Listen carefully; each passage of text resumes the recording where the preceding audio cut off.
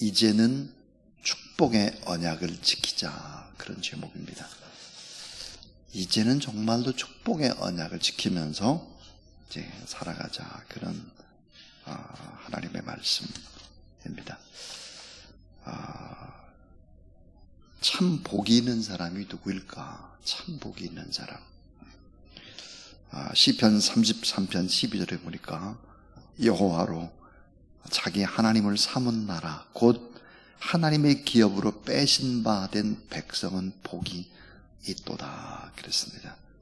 이 성경이 말하는 참 복, 진정한 복은 뭘까 하는 것입니다. 우리 첫 번째 생각해 볼 수 있는 것이, 이 성경이 말하는 참 복, 진정한 복은 뭘까? 하나님을 자기 하나님으로 삼고 하나님을 섬기는 사람, 그러니까 하나님을 예배하는 백성이 참 복을 받은 백성이다, 그랬습니다.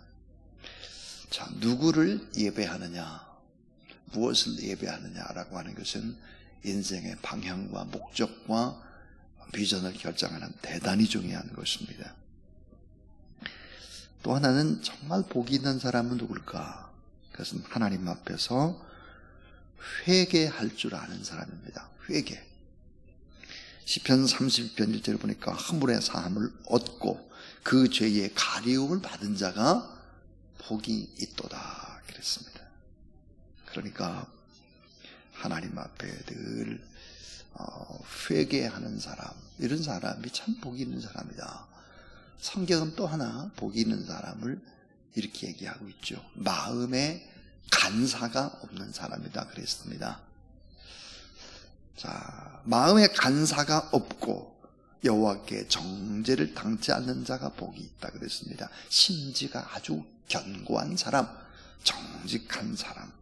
그래서 다윗의 정직함 같이 마음이 고든 깨끗한 사람, 복이 있다. 좌로 보거나 치우치지 않고 한 길을 가는 사람, 이 마음에 간사가 없는 사람이다, 그랬습니다. 또 하나 정말 복이 있는 사람, 오늘 얘기하려고 하는 복이 있는 사람이 누굴까? 언약의 말씀을 붙들고 사는 사람들입니다. 언약의 말씀, 이 축복의 언약을 붙들고 또 지키며 사는 사람이 참 복이 있다. 복이 있는 사람은 오직 여호와의 율법을 즐거워하여 그 율법을 주야로 묵상하는 자로다. 시편 1편 2절 말씀입니다. 그러니까 하나님을 섬기는, 예배하는 자들이 복이 있다. 하나님 앞에서 자신의 삶을 돌아보고 회개하는 사람이 복이 있다. 마음에 간사함이 없고 심지가 견고한 사람이 복이 있다. 그리고 하나님의 언약의 말씀, 축복의 말씀을 붙잡고 이 살아가기로 결단하는 사람, 이런 사람이 복이 있다, 그랬습니다. 자, 오늘 그래서 이제는 축복의 언약을 지키자, 그런 하나님의 말씀입니다. 느헤미야 9장 38절에 보니까 이렇게 말씀을 합니다. 우리가 이 모든 일을 인하여 이제 견고한 언약을 세워 기록하고 우리의 방백들과 레위 사람들과 제사장들이 다 인을 치나이다 하였느니라, 그랬습니다. 자, 언약에 인을 쳤다, 이 말이 뭘까? 마음을 새롭게 하고 그 언약의 말씀대로 내가 살아가겠다라고 각오하고 결단을 하는 것입니다. 자, 이제 두 번째 생각해 볼 수 있는 것은, 그러면 언약을 지키려고 도장을 찍은 사람들, 이런 사람들은 과연 누구일까 하는 거예요. 자, 이 축복의 새 언약의 말씀, 이 말씀을 꼭 지키려고 도장 찍은 사람들이 누구겠나? 인을 친 사람 누구일까 하는 것입니다. 오늘 이 본문에는 내가 언약을 꼭 지키겠습니다 하고 도장 찍은 사람들의 네 부류가 등장을 합니다. 네 부류. 많은 사람들의 이름이 쫙 나왔지만 네 부류입니다. 첫 번째 부류가 누굴까? 도장 찍은 첫 번째 부류는 지도자들이었습니다. 지도자. 자, 느헤미야 10장 1절 오늘 읽은 말씀, 그 인친자는 하가라의 아들 방백 느헤미야와 시드기야 그랬습니다. 또 느헤미야 10장 8절에 보면 마아시야, 빌게, 스마야니 이는 다 제사장이요 그랬습니다. 그러니까 총독 느헤미야라든지 제사장이라든지, 그러니까 지도자들이 하나님 앞에서 나는 약속을 지키며 일평생 그렇게 살아가겠습니다 라고 도장을 찍은 것입니다. 그래서 진리의 말씀을 붙들고 제가 살겠습니다. 영적 지도력은 지도자의 결단에 따라 크게 달라질 수 있는 것이죠. 그러니까 도장 찍은 첫 번째 부류는 지도자들이었습니다. 두 번째 부류입니다. 이 두 번째 부류는 17명의 항존직 직분자들이었습니다. 17명의 항존직 직분자들이었다. 성전에서 항존직으로 변함없이 섬기면서 충성해야 될 직분을 가진 사람은 누굴까? 레위인들입니다.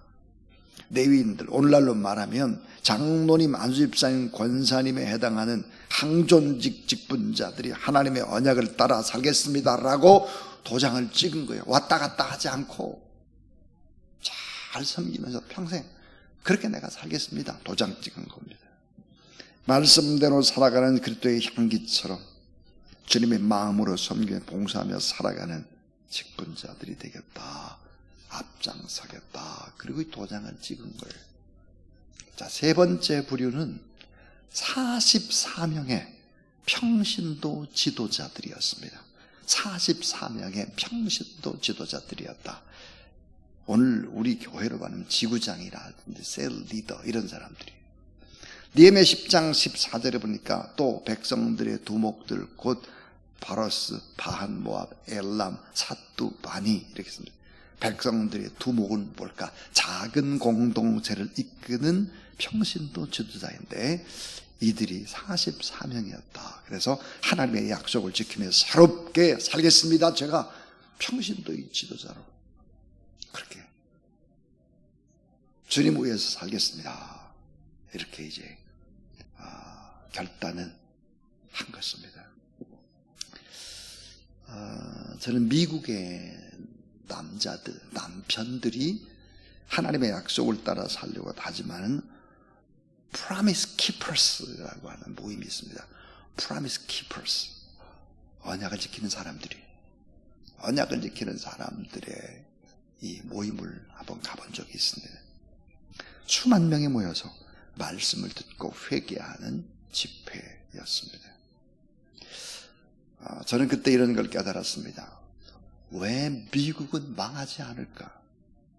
겉모양은 참 타락한 것 같은데 미국이 망하지 않는 이유, Promise Keepers, 언약을 지키는 사람들이 이렇게 많구나. 특별히 남편들이 그렇게 많구나. 이걸 알 수 있었습니다. 많은 타락과 방종이 쉼없이 일어나고 있는 미국이지만, 때로는 교만하지만 하나님이 미국을 사용하는 하나님의 뜻이 무엇인지를 알 수 있었습니다. 기도하는 사람들이 곳곳에 숨어있고 하나님의 말씀을 붙잡고 회개하는 남편들이 그렇게 많다라는 사실이었습니다. 여러분, 한국이 망하지 않는 이유, 점점 부패하는 것 같고 그런다고 할지라도 한국이 망하지 않는 이유는 뭘까? 기도하는 사람들 때문일 것입니다. 기도의 손을 들고 주님을 부르고 있는 사람들 때문이죠. 몇 년 전입니다. 몇 년 전 중국의 하남성, 정주, 하남성이 인구로 따지면 중국에서 제일 성 가운데 제일 많이 산대요. 하남성, 정주. 이 정주에서 26개 교회를 개척하고 힘쓰는 이제 가정교회 지도자를 만났습니다. 이 가정교회 지도자가 와서 이제 제가 강의할 때 참관을 했어요. 강의 끝나고 난 다음에 이분하고 대화하는 도중에 이분은 놀라운 얘기 하나를 저희해 줬습니다. 하나님은 마지막 때에 중국을 들어서실 것입니다. 특별히 중국을 통해서 미국이 복음을 증거할 수 없고 한국이 복음을 전가할 수 없고 그 어떤 나라도 복음을 전가할 수 없는 중동 지역에 복음을 전가할 수 있는 나라 유일하게 중국밖에 없습니다. 그래서 복음이 서진운동을 계속하는데 중국의 순수한 영혼들을 사용하실 것입니다. 그런데 중국의 힘만으로 되지 않는다는 것을 너무 잘 압니다. 거대한 중국을 깨우는 유일한 도구는 미국이 아닙니다. 일본은 더더욱 아닙니다. 바로 한국입니다. 한국교회와 선교사님들, 중국교회 저희들의 스승입니다. 그러면서 이제 저의 손을 잡고 함께 기도하면서 눈물을 흘린 적이 있습니다. 기도하는 사람들, 복음을 증거하는 사람들 때문에 대한민국이 망하지 않는다는 사실들을 우리는 알아야 할 것입니다. 오늘 도장 찍은 네 번째 부류. 네 번째 부류는 누구였을까? 모든 언약의 백성들입니다. 모든 언약의 백성들. 그래서 29절에 보면 오늘 말씀, 다 그 형제의 귀인을 쫓아 저주로 맹세하기를. 여러분 중요한 단어가 저주로 맹세하기를. 우리가 하나님의 종 모세로 주신 하나님의 율법을 줍사 우리 주 여호와의 모든 계명과 율례와 규례를 지켜 그랬습니다. 특별히 여러분 저주로 맹세했다 그랬어요. 저주. 이 말의 의미는 뭘까? 우리가 약속을 지키지 않는다면, 만약 하나님의 약속을 지키지 않는다면 하나님의 저주가 임한다. 무서운 약속이죠. 그러니까 뭐예요? 목숨을 걸고 있는 신앙인들의 약속을 알 수 있습니다. 자, 이것 안 지키면 죽음이다. 생명을 담보로 꼭 지키겠다는 담대한 결단입니다. 신앙이란 뭘까? 신앙이란 중환자에게 산소를 공급하는 산소 호흡기와 같은 것입니다. 이 죄라는 원죄라는 이 중환자들에게 원죄를 가지고 있는 산소를 공급하는 산소 호흡기와 같은 것이다. 산소 호흡기를 떼면 끝장나는 것처럼 신앙을 버리면 그것은 뭐예요? 저주가 임하는 것입니다. 목숨을 걸고 하나님의 언약을 따라 살기로 인을 쳤다. 도장을 찍었습니다. 그러면 그 언약은 무엇일까 하는 거예요. 어떤 언약에 도장을 찍었을까? 이 결론인데요. 이 세 번째는 구체적으로 지킬 언약 5가지. 이 언약 5가지를 꼭 지키겠다고 도장을 찍은 거예요. 그럼 그 언약 5가지가 뭐겠나? 이거예요. 이 5가지 언약이라고 하는 것은 이스라엘 백성들에게만 해당하는 것이 아니라 오늘 우리에게도 해당되는 5가지죠. 이 5가지를 꼭 언약을 지키겠다라고 결심을 한 것입니다. 그 5가지는 이러합니다. 첫 번째입니다. 첫 번째는 이방인과 결혼하지 않겠다는 언약입니다. 느헤미야 10장 30절이죠. 이방인과 결혼하지 않겠다. 그러니까 거룩한 가정, 이 거룩한 하나님이 축복하는 가정을 만들겠다. 결혼의 언약입니다. 결혼의 언약. 여러분 이거 참 중요해요. 여러분의 자녀를 위해서 손녀를 위해서 우리가 많이 기도하고 또 기도해야 될 일입니다. 거룩한 가정을 만들겠다. 결혼의 언약입니다. 이거 꼭 지키겠다. 이 첫 번째예요. 두 번째, 이제는 주일을 거룩하게 지키겠다는 언약이에요. 안식일을 거룩하게 지키겠다. 지금으로 하면 주일이죠. 주일을 거룩하게 지키겠다는 언약입니다. 자, 이스라엘 백성들이 왜 고난을 받았을까? 바벨론에 끌려가 70년 동안 그 이유는 뭘까? 그 핵심의 이유. 그건 뭘까? 70년간 고생의 그 근본적인 이유, 본질의 이유는 뭘까? 왜 포로로 끌려갔을까? 그 말은 안식일을 지키지 않았기 때문이다 하는 것입니다. 안식일을 지키지 않은 시간을 다 계산해서 70년 포로로 있도록 한 거예요. 반드시 하나님 앞에 주의를 거룩하게 지키겠습니다. 이게 이제 두 번째 언약입니다. 세 번째 언약은 뭘까? 성전 중심으로 하나님을 섬기며 살겠다는 언약입니다. 자, 오늘 본문에 보면 하나님의 성전에 관한 말씀이 9번 반복되고 있습니다. 9번. 절기 때 하나님 앞에 예배드리고 결코 소홀하지 않겠고 여호와의 전을 위해서 헌신하겠다는 결단입니다. 그러니까 성전 중심으로 성전을 잘 섬기면서 그렇게 살겠습니다. 여러분, 성전이 건물만 의미하는 것이 아니라 그랬습니다. 성전은 우리는 지금 신학적으로 말하면 걸어다니는 성전, 우리 마음속에 성전을 건축하는 사람들입니다. 성전 중심으로 그렇게 살겠다. 그 다음 네 번째는 반드시 11조의 언약을 지키겠다. 반드시 11조의 언약을 지킨다. 느헤미야 10장 37절부터 38절입니다. 11조는 뭘까요? 11조는 종자, 씨앗과 같습니다. 자, 여러분, 씨앗, 종자가 없는데 어떻게 열매를 얻을 수 있겠습니까? 어리석은 사람들은 어떤 사람들일까요? 어리석은 농부들의 특징, 배고프다고 종자를 먹어치우는 것입니다. 하나님 앞에 10의 일을 드리지 않는 거죠. 종자를 먹어치워요. 종자를 먹어치우는데 어떻게 열매를 거둘 수가 있나? 좋은 종자를 심는 마음으로 하나님께 드리는 신앙 소중합니다. 소중한 첫 것 하나님의 것이다 그랬습니다. 그래서 첫 아들 하나님의 것이다. 첫 것은 다 하나님의 것이다. 이런 생각, 풍성한 소출을 바라는 농부에게 있어서 종자, 씨앗은 생명과도 같은 것입니다. 그러니까 반드시 11조의 언약을 지키겠다, 이렇게 다짐을 하는 것이죠. 그 다음에 이제 마지막 다섯 번째, 이 구체적으로 지킬 언약의 다섯 가지 뭘까? 지도자와의 관계를 잘 지키겠다 다짐하는 것입니다. 느헤미야 10장 39절입니다.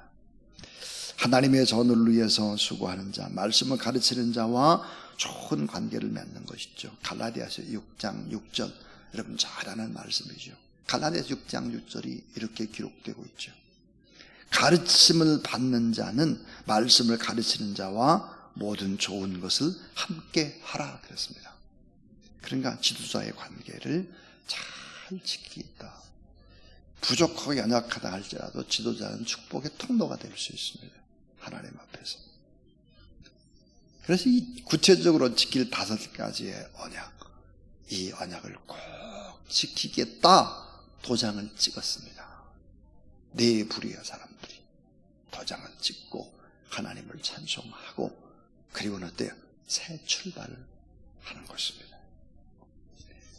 오늘 이 느헤미야의 이야기가 오늘 우리의 이야기, 우리가 꼭 지켜야 될 이 다섯 가지의 언약, 이 언약을 생각하면서 우리 이 시간에 28장을 찬송합니다. 28장입니다.